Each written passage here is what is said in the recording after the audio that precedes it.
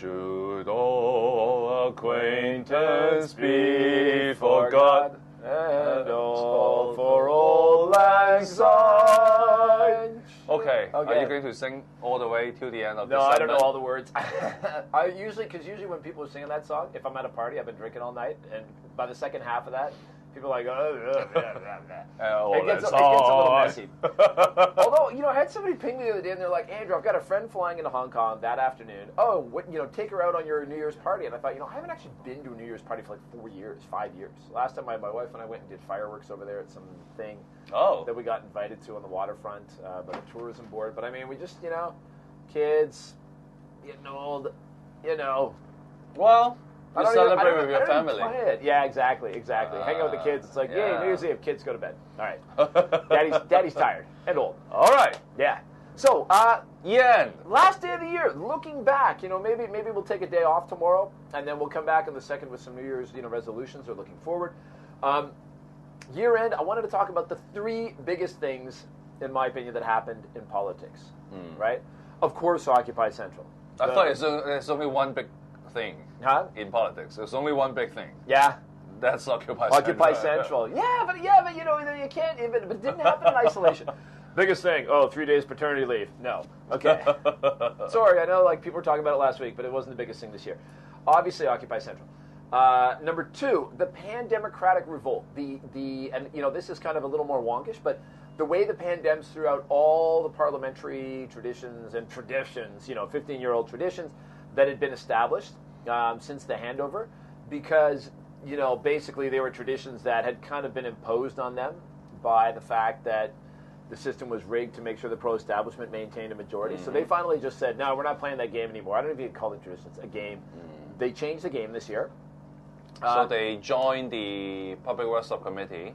En masse. Yeah, everyone. And establishment. And I mean, that whole situation, we continue to follow that in Harbour Times because I think it's hugely important.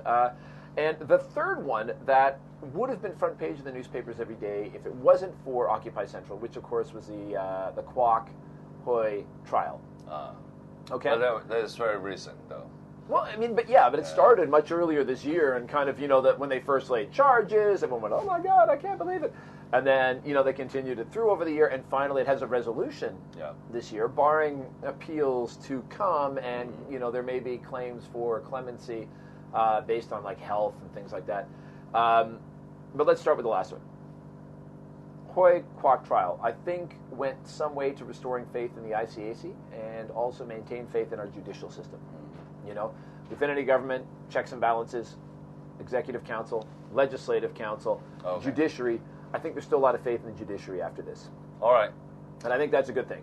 Okay. Here is the $100 million question. Okay, $100 million question? Is the last day of 2014. Yes. Keyword for the year.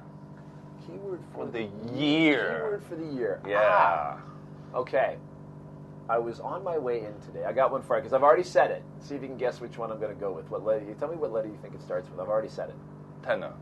No, we used that. We used that yesterday. No. I already said it in a segment. Okay. On my way in here, I was listening to a song that was actually done. It was recorded, live version, recorded a year by a Canadian artist named Classified and a guy named David Miles. And the song was about forgiving and forgetting. So the word that I'm going to go with, I used it already, begins with the letter C.